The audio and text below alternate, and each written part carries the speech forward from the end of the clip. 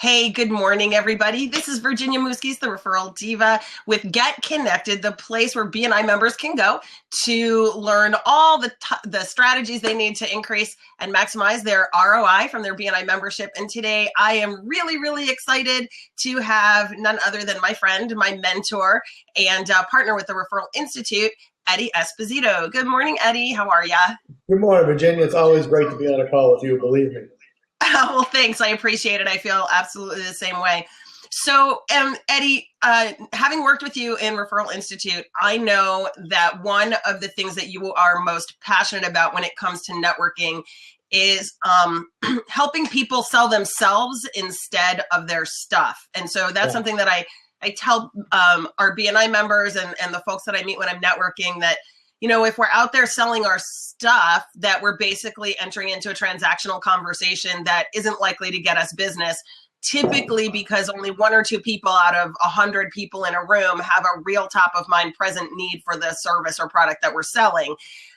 Secondly, because you get yourself attached to every professional that they've ever met in that profession. So if you had a bad experience, I don't know, with a window cleaner, then all window cleaners have to overcome that challenge that maybe somebody had. So I've always really stood for it's all about yourself and not about your stuff. So why don't you give everybody just a little bit of your background and how you discovered that, because you're actually the one who opened up my eyes to that concept. So Okay. Yeah. Wow. That's so I came from the catering world, private chef world, and then at some point joined BNI was the whole deal. And I got involved in this program at the time called Certified Networker, which was not part of BNI, but may as well have been part of BNI. And but through there, started to go through some alongside some other personal development, started to see how the business and the life mixed. So previous to that, I had always done maybe personal development, psychology and some other things, and then the business things, but never mixed the two. And when I started doing that, I realized that they're for people like us, particularly in the BNI world, or the people that are, the entrepreneurs or professional services. I mean, the two are mixed, and we bring us to the table every time. And the quickest analogy I could, think of is, have you ever met somebody, who really wasn't good in their business, but you just couldn't help but want to help? And it's because you've connected with them at a level that supersedes all that other stuff, all the transactions and the features and benefits of the business. You've been compelled to help them. And how I discovered it was in the first time I trained the program. This is probably almost 15 years ago now. I was just going through some questions with the people. The question was, why are you in the business? That was the question. So I was helping a group, and because of the psychological background and the other things that I've done, I started to ask questions that were a little bit deeper. Basically, I like to help people was probably the answer I heard. That's the one we most hear. And so, so what is it about that? Where does that come from? When did that start? And I started to realize that everybody's connection to what they're doing, if they're really in the right place, comes from a foundational element that we now call your emotionally charged connection, which is basically an element of how you were raised, what's important to you.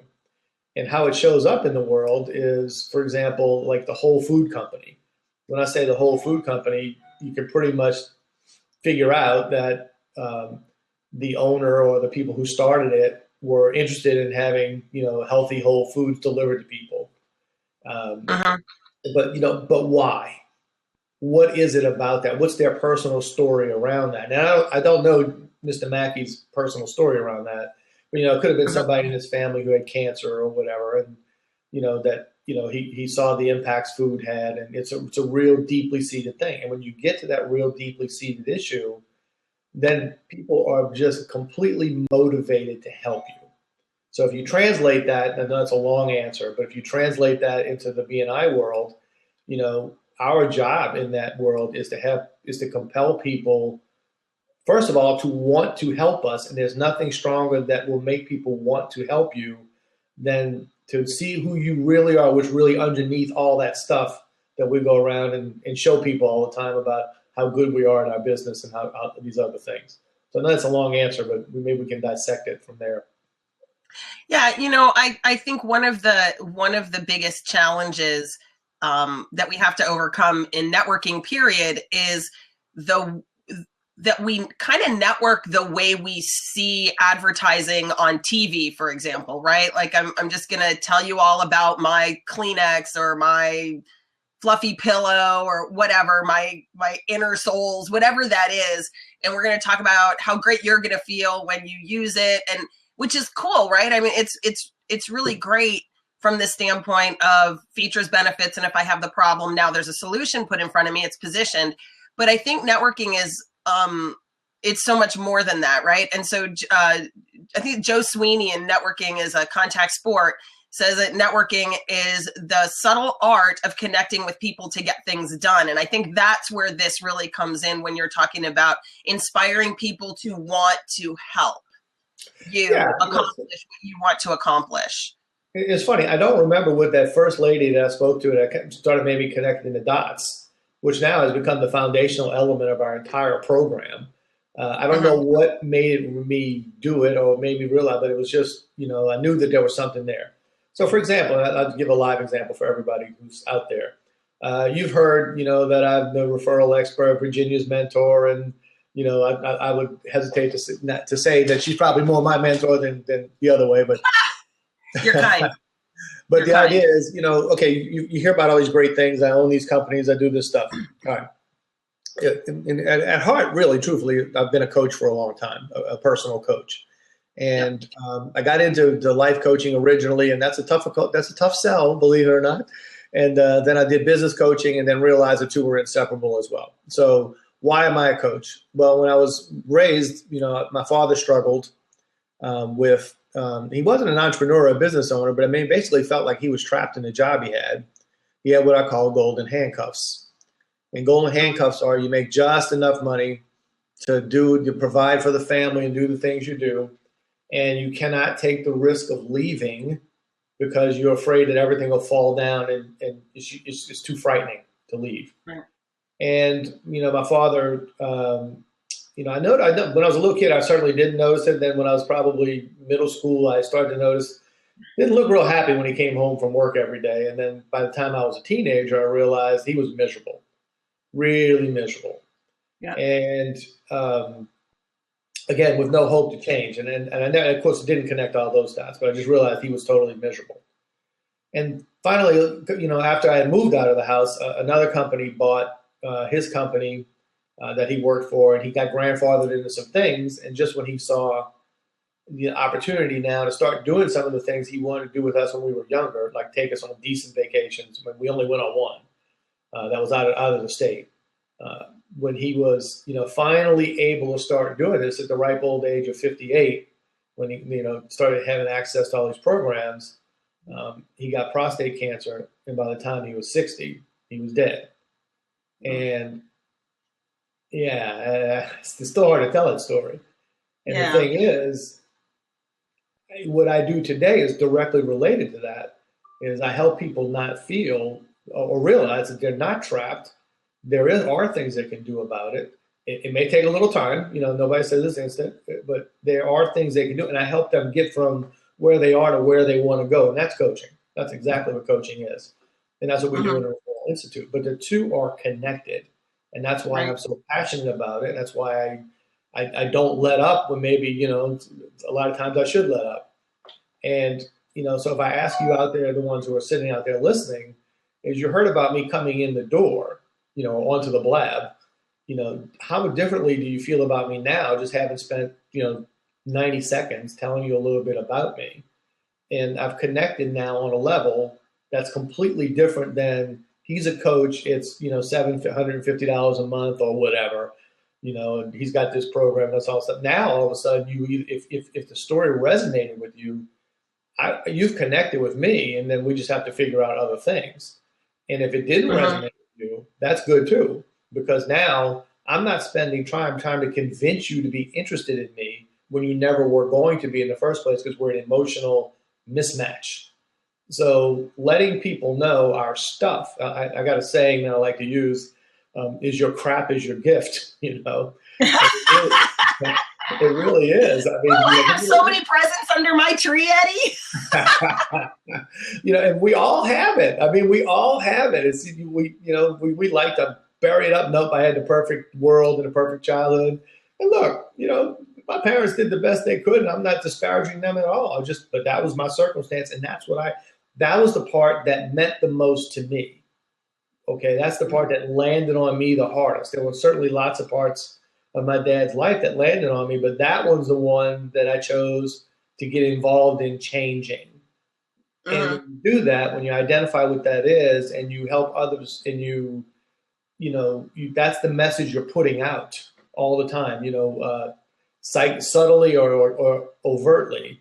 Those people, that's when people connect with you, and that's when they're interested in what you have, either to do, to participate in what you do, to buy what you have, or to help you find people who meet that need. You know what I mean? So that's the magic bullet when you can find it. Yeah. And Eddie, it's really interesting when you start talking about why are you in business, and then why are you in this particular business, right? Yeah. So you're talking about your dad, and I'm totally identifying with that because, I really identify with my dad as well. He was a corporate guy for like Unisys or I don't know, one of the big computer companies in the late 60s. And went into work one day, and there had been some sort of a merger and an acquisition, and they told him that his first job was going to be to fire all his men. Like, he still had a job, but he had to fire his entire team. And my dad said, "I'm a Navy man, sir, and a captain always goes down with their ship." And so he just walked off with his guys, like packed up his box too and walked off with his guys. And he was courted by some company in Texas, and they wanted him to build this $1 million sales division. But we would have had to have left the East Coast and gone to Texas, and they were going to tell him where to live, and they were going to tell him, we had to live in this gated community, and the kids had to go to a certain school, and I will bet that you will guess that my dad was not down with that. Just because, right? Yeah. So, right. Eddie, turn your volume down a little bit because there's an echo. All right. Yeah. So what ended up happening was he opened up his own company and struggled and struggled and struggled and struggled and struggled and struggled. At one point, almost lost the house. And then finally just started working 24/7. He slept in a lazy boy chair in the living room. He slept in his office. He was probably home for breakfast and dinner. He was home like 30 minutes here and 30 minutes there. And then he'd go back off to work, and went into the city to rent computer time early on. I mean, just crazy, crazy stuff. And by the time I was like 13 or 14, I was really kind of aggravated, to put it mildly, because I felt like my dad had abandoned me because he loved money. And so that really, really colored a lot of my life. And so I knew I always wanted to be an entrepreneur, because in spite of the fact that I was pretty pissed off at my dad, I really respected him and admired him. His company fed, clothed, and took care of 20 families. Mm-hmm. And he took that obligation really seriously, and he was really committed. And my dad is also a really big fan of capitalism. So even politically, being an entrepreneur was really important to him, because he felt like that grew strong communities. And out of all of that, here I am working to help small business owners get the best of both worlds by growing a business, but also having a life.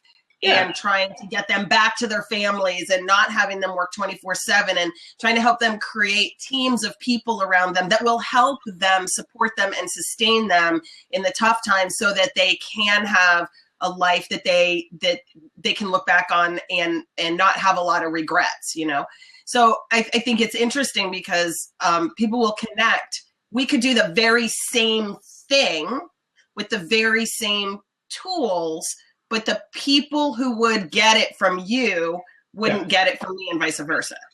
Yeah, it happens all the time. And, it's kind of funny about that is I'll get up with two, the first time I did it was in Michigan, and there was 3 people that were, basically, one of us, basically. And we got in front of a group of, 150 people or so. And I said, all right, everybody get up And, you three that are going to be group leaders, give up and give you an emotionally charged connection. Tell them why you're in the business, essentially. And let's see how the room divides. And I got to tell you, I was really worried about one because I was thinking that one wasn't going to connect. I just thought that this person, was, in my estimation, very weak and it would come off like that. And they got up there, and I'd be darned if that room didn't split almost evenly. That people, because at the end you say, okay, who's attracted to what person based on what you said, and they just roll it off, and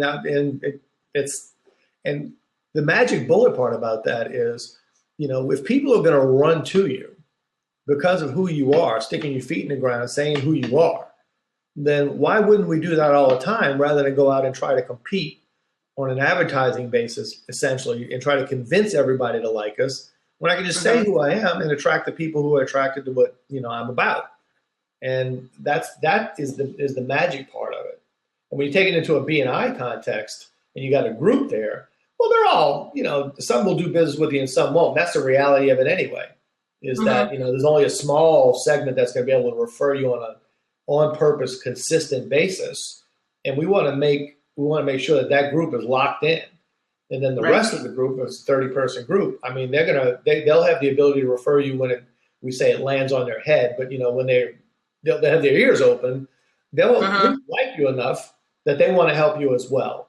And so going a little bit deeper is the thing that makes that more certain that they realize you've got some substance to you. This is not, you're not trying to find the prettiest message to resonate all the time, to look what they know underneath that you are that person. I think that's the important thing when you're talking about group relationships and making sure that they're locked in solid is I really want to compel them to want to help me based on who I really am, and the rest should start taking care of itself. Yeah, it occurs to me too. I was just reviewing John Maxwell's the on leadership, his developing the leader within you and developing the leaders around you. And something really interesting that just stood out for me for that is that pinnacle leadership is based on having people follow you because they believe what you believe. They admire what you're up to, and they want to be part of the movement, right? They're joining, when they join you, when you lead them and they join you, they're part of a movement. They're not there because of what you've done for them or because they've given you permission to lead because they don't want to lead or because you've taken power. You had some sort of a coup and took a bunch of power. Yeah. They follow you because they want to be part of the movement. And I think that's where this really selling yourself first is a huge deal. So, Eddie, where else, like when you're out networking, where does this apply? Because I'm not really sure that you go to a networking mixer and say, hi, I'm Virginia. Way back when my dad was an entrepreneur and blah, blah, like that isn't, it works really well in a presentation, when you've got 90 minutes or to give people context for why they should listen to you and why they should hang out with you. But when you're out networking, what are some tips that you could give everybody who's listening for selling themselves and not selling their stuff in an open, casual networking context? Yeah, so it's not about what you do, right? So I never tell people like I'm a coach or I own a company or something. I never say that. They'll say if I'm at a networking event, somebody said, "Well, what do you do?" I said, "Well," and I got to kind of know where I am. But if I'm at a typical chamber, even a B&I as a guest, thing where it's a bunch of business owners or whatever. I said, my answer would be something like this. You know how business owners, when they get into business, they have a picture, an idea of what that's going to look like for them, how they're going to act every day, what their benefits are going to be from owning their own business, what that looks like. Oftentimes what they're doing and what they doesn't exactly look like that picture. And what I do is actually help them get to that place, to where that business is what they imagined when they got into it. And so I still haven't said exactly what I do yet. Of course, that leads to the next question. Well, wow, tell me a little bit more about that, or how did you? So what does that look like? And it's meant to give a description, and in there it says about who I am. It's about helping people get from where they are to where they want to go. And I can sometimes even go as short as that. But the idea is when I'm networking, I got to give them the essence of what I'm about and what I do at the same time. So that's kind of a blended statement. And that took less than 15 seconds. You know? Yeah. Yeah. So I guess the really important piece of what you're saying today is that when you're going to go networking, there's some preparation that should take place. Like you want to think about what you're going to say. You want to think about who you might need to meet. You might think about who are the people that your network needs, who are the people that your customers need, and be aware of that, going with a plan. And above all, having a plan of how will you present yourself to other people to make yourself intriguing to them. And I'll tell you, I've said this a couple of times before, but I think it's going to show up on every one of these shows. When people ask me what I do, I say I connect the people I meet to the people I know. Who do you need to know? Yeah, there you go. And because that's really, in my essence, what I am as a connector promoter, right? Like that's when I'm connecting, promoting, teaching and learning, that's when I'm in my absolute essence. And so I think that for me is just, it's so interesting because people say to me, well, how do you make money doing that? Well, the other part around connecting the people you meet and the people you know. How do you make money? And I say, I don't know. God blesses me, right? Like I'm doing the good work, right? The other thing I think is really interesting about selling yourself and not selling your stuff is this. You know, when you walk into a room, everybody has problems or challenges in their life, right? Like right now, you and I could sit down, we could write down all of our challenges in life, but only one of them is the one we're going to fix right now. So there can be 101 other problems, but there's only one right now that is painful enough to make me shift, to make me look for a solution, to make me want to do anything about that. So when I think about selling myself, I think about the fact that the person in front of me did not wake up this morning thinking, man, if I could just join a BNI chapter, my life would be so much better. That's not what they're thinking. So if I walk in and say, oh, I'm with BNI and I'm a business development director in BNI, you know, again, if that's not what they woke up thinking about, then, which is a slim number of people at that networking event that might be thinking, I wish I could get into a BNI, it's not going to resonate with people to begin with. And so it's more important is being able to solve their top of mind problem. You have to speak to their why, not to your how. And so if you said, for example, that I'm going to, I am the BNI business development director, or I own it, or whatever it is you're going to say, okay, that's all about you, and that's what you do, and that's actually how you help people. But I need to speak more to the why. If I would like them to be interested in what I'm doing, then the why is, why would they be interested in the first place? Well, if they have a business and they're at a spot where they're not happy with, and they have a spot they imagine that's better, then that's what I help people do. And that was my introduction.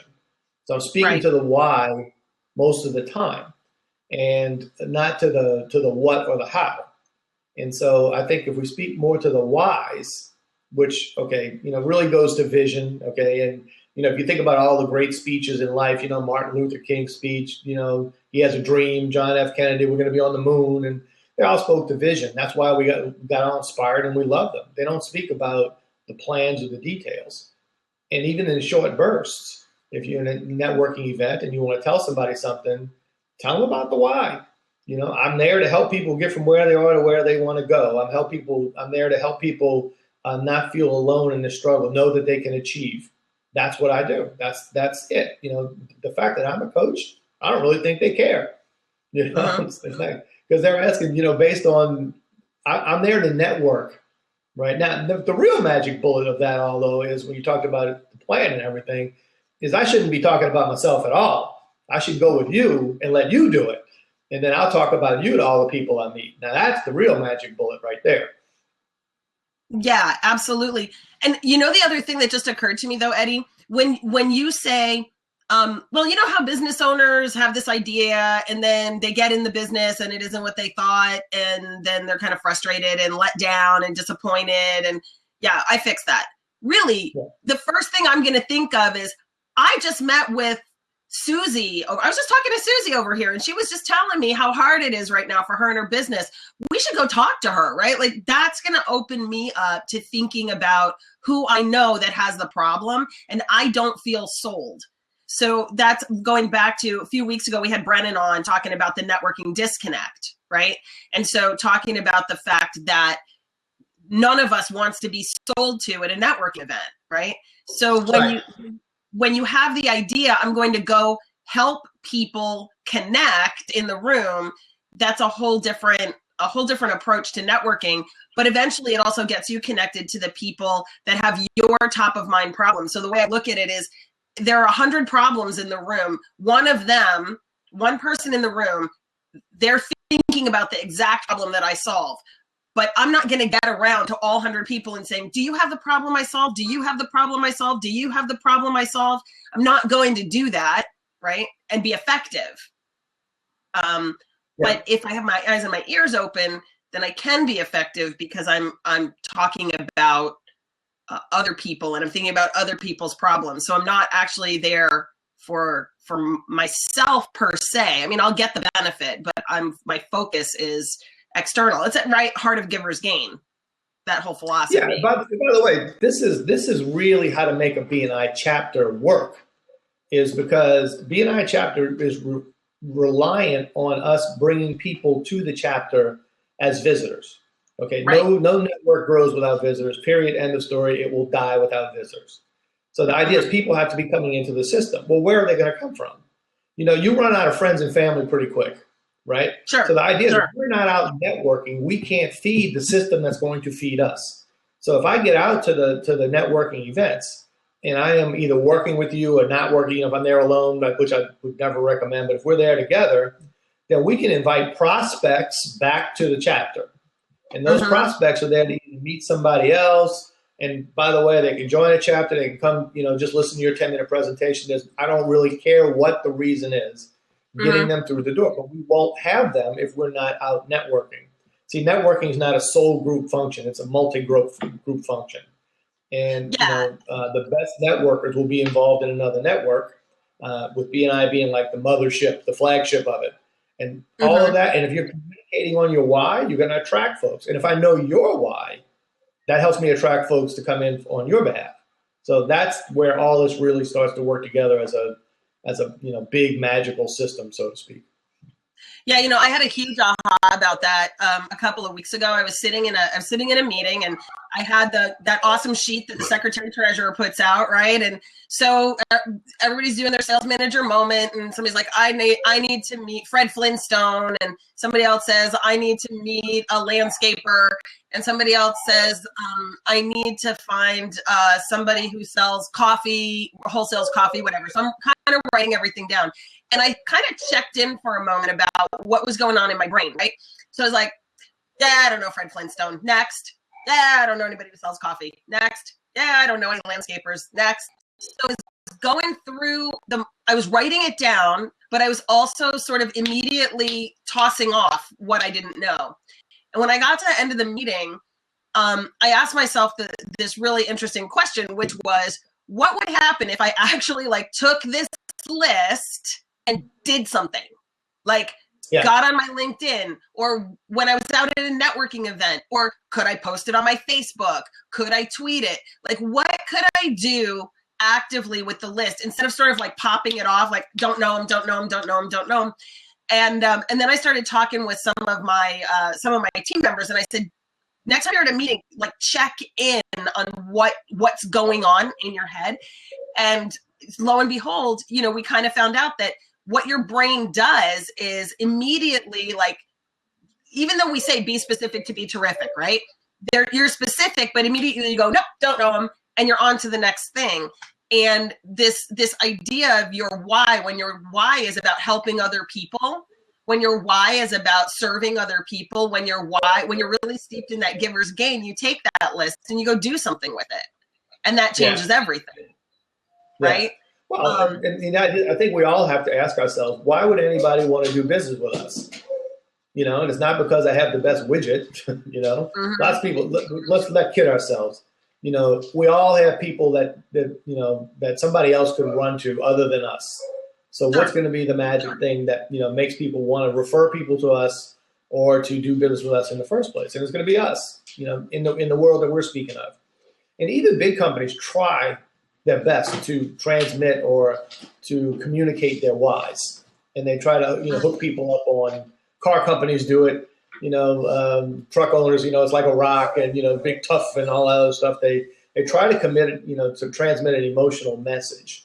And we need to be doing the same thing as entrepreneurs and business owners, because ultimately that's what differentiates us from all the same features and benefits everybody else has is who we are.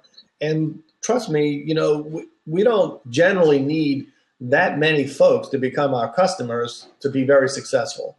Right. So let's not worry about the ones who we're not hitting. Let's worry about the ones who we could be hitting, and we'll hit it from here. So, yeah, I think I really love this idea of selling yourself and not your stuff. And one of the things you just said was why should people want to do business with me, which is an even more interesting question. But you need to take it from the standpoint, why would my ideal client choose to do business with me, right? Yep. What is it, not necessarily demographically, because I think demographics is really important, right? Because it really boils down to, does this person have the wherewithal, the means to even transactionally get involved with me? Can they complete the transaction, right? Would be number one. But then after that, it's all about psychography. It's all about the psychographics. It's all about who am I? What do I value? What do I want?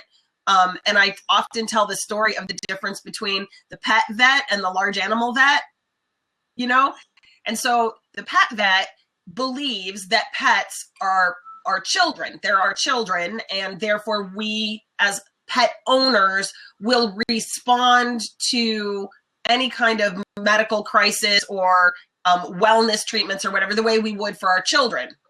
The large animal vet understands animals as functional. They're functional on the farm, right? The chickens are functional. The horses are functional. The cows are functional. The dog is functional. The cats are functional. And so they don't take this, it's not the same mindset. And if you have somebody who sees the functionality piece, example, I have a bunch of feral cats that mouse in my barn, right? But if one of them gets sick, I'm not going to donate my kidney to it because it's a mouser, right? Whereas someone else might have a cat, and we did have a friend who had a cat and spent like $12,000 on a kidney transplant for this cat, right? Because that cat was her baby. There's nothing wrong with either point of view, right?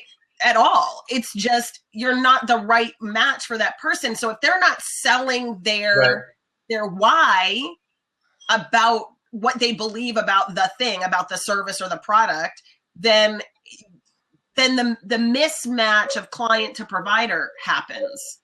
And the wrong referrals can happen too, right? So I take my friend, I love my large animal vet. She's awesome, Dr. Hemker. She's great out of Greenville, Illinois. There's a big plug for her. I love her, right? But when Dr. Hemker shows up, we catch all the cats in in little cages. She gives them all rabies shots or whatever, and then we let them all go, right? Yeah. But for someone whose kitty is a baby, if I said, "Oh, you should go to Dr. Hemker," they would be horrified because Dr. Hemker wouldn't do it, right? Wouldn't do the pet vet thing. So the referral mismatch can happen too if you're not sure about the why of the person and the focus of the person that you're referring to. Yeah. Well, that's right. And I mean, it really is about, again, that personal connection and not worrying about the ones that you don't connect with. Whenever I do my own, thing in front of a group, it's really half to 3/4 of the group that it resonates with. I've never really had it go below half, but let me tell you, when it's half, you start looking around. Ooh, did I put it out right? Well, no, it just that they didn't resonate with them, and it's okay because I got half the group, and this is what we do. Half the group is saying, "Hey, I'm interested," and the other half is not. And I'm worried about the half who's not. You know, it's like that one bad review you get. What's wrong? What's wrong? What's wrong? You know, well, let's concentrate on who wants to do. And how brilliant is that? You know, that you got 50% of the room wants to do business with you. And now that, how much easier did your life get? How much time did you save? All because you let people know who you are, what you're about, put your feet in the ground, and are willing to risk what comes along with that. I'm telling you, the reward is tremendous. Now, finding what that is on your own, that's not so easy. You know, that needs somebody like you to help them get. So, yeah, and I'll tell you a couple of obviously find a coach to help you figure that out. There's, you know, we've got Referral Institute coaches. There are all kinds of coaches out there. Tons in the St. Louis area. Tons were in Met area where you guys are from. But there are a couple of books. So I like Jan Atkins' The Passion Test. I think that one really is very valuable in trying to figure out what you want. And I also like Danielle Laporte's Firestarter Conversations and The Desire Map. Both of those, all of those books are kind of really to get to the heart of who you are and what you want to feel and who you want to be and that sort of thing. So you can be a human being before you're a human doing. So for those of you that are watching that are kind of a DIY kind of person, I would really look at those two books because those are extremely helpful. I also would say that, you know, finding your why really has to do with understanding what motivates you. I was working with a financial planner the other day to try to help him with this issue. And I said, I've got it. Powerful planning for a dynamic retirement. Right? Like, I was like, yes, I nailed it. That was so good. And he was like, ew. I go, ew? What do you mean, ew? He was like, right. I don't like that. And so I said, okay, let's go back to this whole thing. Why do your clients do business with you? He's like, they've earned their wealth and they don't want to lose it. They've earned their wealth and they want to leave a legacy, right? Like they're first generation legacy leavers, right? And I was like, oh, like safe planning for a secure future. He's like, that's it. Little language change there. I said, everyone who isn't me is your client. Right? Yeah. So I said, it was funny because I'm like, powerful planning, dynamic future. Well, you know, I think the thing to get over that we all have to get over is the fact that, you know, nobody's going to, you know, the head trash starts. Well, nobody's going to want to hear this stuff. No, I don't, you know, it's not going to, you know, my world, my part of the world is different. They won't be interested in that and all that stuff. It works all over the world. I mean, I've taken it, you know, I've done it in Germany and Austria where, you know, the German people will not do well with this, particularly men, you know, go-getter men. And then we'll start a process, and they got two men crying on the side over there, you know, bawling their eyes out, and they use it. Then they're doing fantastically with it. India did, you know, same thing. Well, we don't really do that kind of thing. It was like, okay, we'll try it. And you know, when they start letting themselves out, it's a magnet, you know, because people are thinking this stuff. They have it anyway, right? I mean, you know, all of us have something. And then when you can put something out, you got the courage to put out something about who you really are. And then let that attract the folks. I'm telling you, it's magic, absolute magic.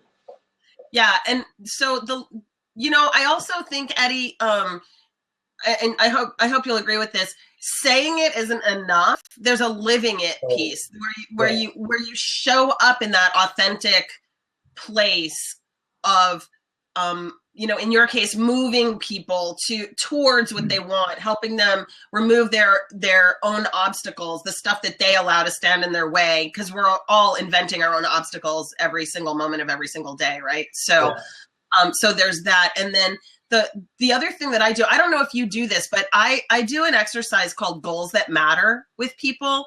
And we talk about, okay, what are your bills, right? And then add on to that your vacation or your new kitchen or your new car, like add that to the total. And then your make a difference goal. I call it your MAD goals, which is how are you going to change how's your business going to change the world? What are you going to do? Are you going to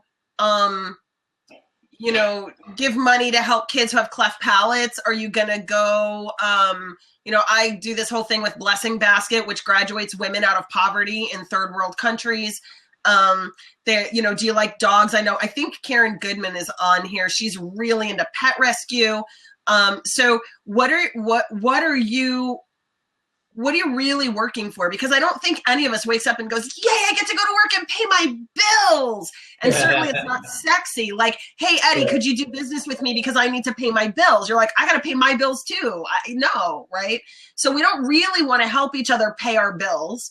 And we really probably intellectually, we're like, we're here to help each other. But emotionally, when you tell me that you want me to help you, you know, go on vacation, I'm like, well, I'm not going on vacation. So, yeah. Right. But when it's, hey, I'm changing the world. You want to come help me change the world? Everyone will set aside their bills and their frills. Oh, I like that. Their bills and their frills. I need to write that one down. Right. Yeah. And they all want to get behind change the world in some way. Yeah.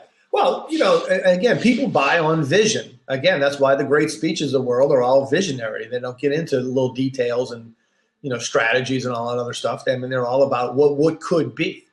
And right. I think the more that which is a why.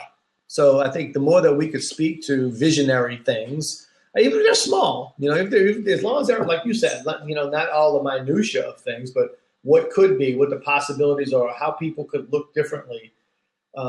That comes from, you know, who you are, what you're about. It can go into your little 60-second, you know, networking messages, 10-minute presentations, hour-long presentations, whole programs.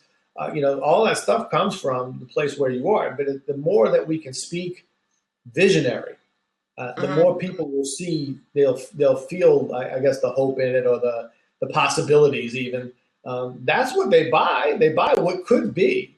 So whether that's you or the actual product you're selling, look to the more visionary aspects of it. Let's not, you know, worry about, you know, all the little, you know, I'm a coach, I'm some kind of specialist coach, or, you know, I'm a transformational life specialist. The stuff that people really don't care about, as more to the point of, you know, what are you about, and what's in the world in it for that? You know, what do you do in the world that they can see in that?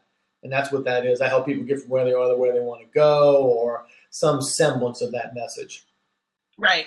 And then when you're living that out in your life, when you're living out, I help people get from where they are to where they want to go. When you're living that with your kids, when you're living that with your spouse, when you're living that in your church, when you're living that consistently, you're not always doing it for the money, right? You're not always doing it to get paid. It's who you are, and then people will come and be okay getting your your undivided attention, or investing in you so they can transform. Yeah, and that's what we want. We want people to be interested in who we are, and that the money is always a result. You know, so we shouldn't be like looking. You know, if we go in with the intent of the money, we'll win some.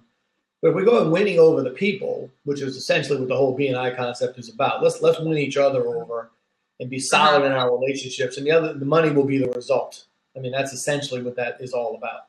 And that's a long-standing history. You know, I mean, you go back all through history. I mean, even throughout the Bible, that whole thing is in there. Let's connect ourselves, and other things will result from it. And that's what we're asking you to do. And this, but the way you do it is about, you know, your emotionally charged connection, or your why, because that puts the right group around you that message resonates with, and that's what we're looking for ultimately, is the group around us whom that message resonates. Because like you said earlier, your message may not resonate with me, and if we continue to try to connect at that level, we're going to frustrate ourselves. We can still love each other as friends and all that other thing, but if we're going to go to work together, then we need to resonate on the same message. And then you hire according to that. Your staff, you staff up according to that. You pick referral relationships according to that. You hang out in places that match that. You bring that to the places you go. Everything. Now your life gets a lot easier, a lot less stressed, because you're not acting out of character or being in places just for the money. You know, which you know will put a stress on you, and ultimately you get tired of it. And you don't do well anywhere. They sniff it out. So knowing what that is directs everything else. Excuse me. Absolutely. So, Eddie, we've just got a couple of minutes left, and guys, for those of you who are watching, if you have any questions, you can just type /Q in your chat, and and ask away, because we'd love to answer a few questions if anyone has them. But Eddie, the last thing I really want to address is the big fear in all of this, and what we could advise people about what I consider to be the big fear of this. And there really are two. One, you alluded to before. You had people stand up and say, this is my why. This is who I am. This is the authentic me, and this is the impact that I'm trying to have in the world. You call it your emotionally charged connection, right? What is my impact statement? Why do I do this? And the room divides, right? Some people go left, some people go right, some people go north, some people go south. And suddenly you're faced with the fact that not everybody wants to do business with you, and you fear loss because not everyone wants to do business with you. So that's number one, is that fear of, if I can't do business with everybody, if I'm not putting out the message for everyone, that somehow I'm going to go broke and die, is one. And then the other one is the vulnerability piece. How will people judge me when I tell them that I have a vulnerability, and that vulnerability motivates me? Callan Rush, when I was at her Magnetize Your Audience about 4 or 5 years ago, said, I stand on the stage and do this because it heals me and blesses you. And I thought it was really interesting. And she kind of told the story about always being told to shut up, that she talked too much and she had to shut up, and she needed to shut up. And now she speaks for a living, right? But she says, I do it because it heals me and blesses you. And so how do we help people get over those two fears? The fear of, oh my gosh, I'm losing 80% of my opportunity when they all go to the other side of the room. And if I show you myself, you might, I don't know, spear me and eat me for dinner. I don't know. Like, what is that? Well, the first thing. So you do it first off. I would make sure that you craft your messages in a way that is not disparaging to the people that were involved in the story when you were coming up. So, I mean, I had that issue. You know, it sounded like I was kind of whipping on my parents there for a little bit. And I can do this without beating them up, because it wasn't my intention to beat them up. You know, my intention is to say, you know, this is my circumstance. I mean, they had theirs as well, which led to all of this. Right. You know, so this is what make it all about you. This is what I took from that. So you set it up to where you're caring about the people involved in the story. And believe me, there's some people that don't need to be cared about. There's some pretty heinous things out there. But the bottom line is, you can be caring about that person, practice it in front of a few people that you have close relationships with, you know, that have the ability, I would say, to understand what you're trying to do. I wouldn't do it in front of the other people who are just afraid as you, because they'll give you all the reasons why you shouldn't do it. Right. But, you know, do it, try it, and see how it works. As far as the ones that if 3/4 of the room ran to the other side and not towards you, the other thing is, realize that 25% of the room that did, see what they look like, and let that define the rooms you be in the future. Oh, okay? I love that.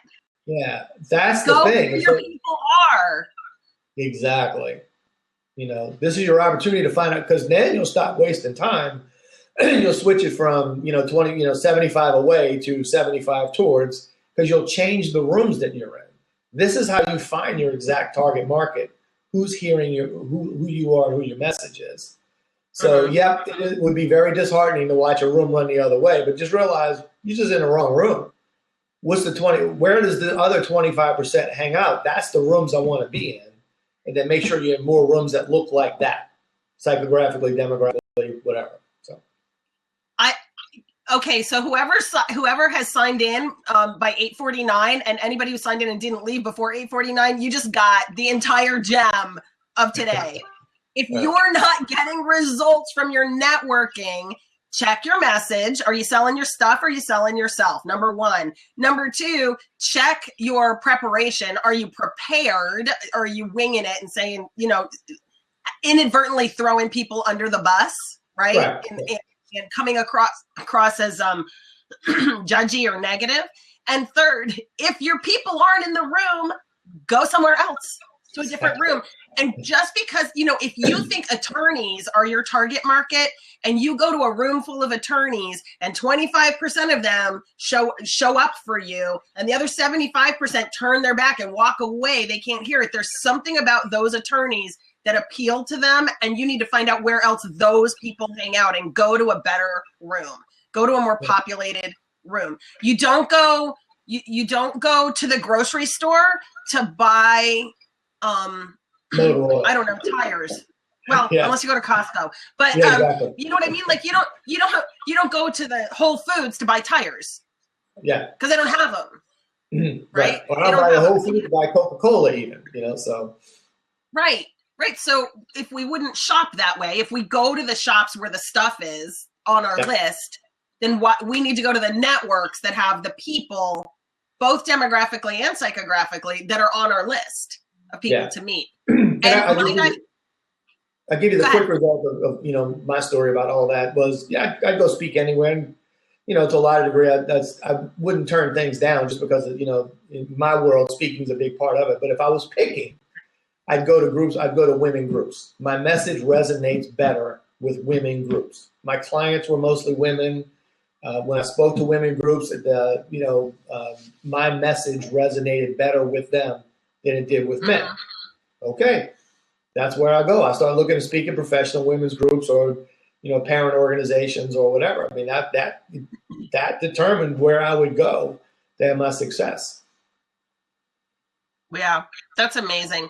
But that's it. I love it. Go to a different room. If you're not getting results, obviously, right? Check your message, check your prep, check all that stuff. Make sure that you got all that down pat.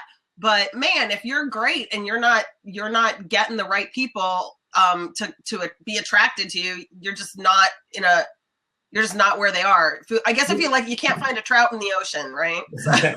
Well, it's funny. Ivan and Stuart Emery have that book. Who's in your room?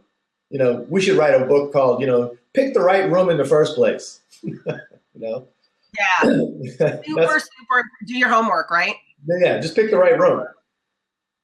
That's great.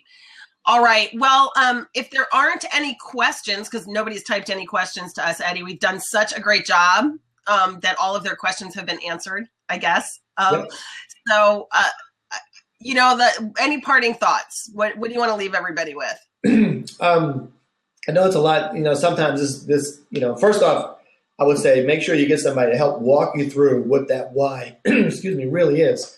Because it is really hard to find by yourself. You're not likely to be the one who's going to push yourself deep enough to find out what it is. Okay, that's number one.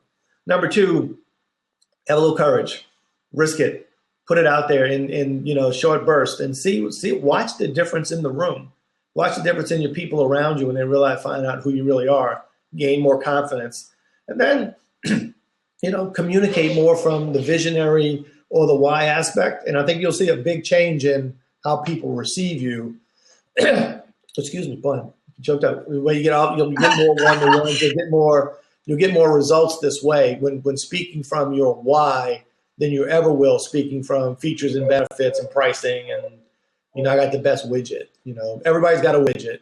There's more people that have your widget.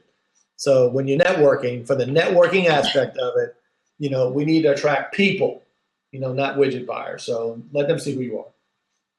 Absolutely. Well, that is absolutely amazing. Great advice. So you can follow Eddie at Eddie Esposito on Twitter and get all kinds of great information about him and what he's up to. You can follow me at The Referral Diva if you haven't followed me on Twitter already.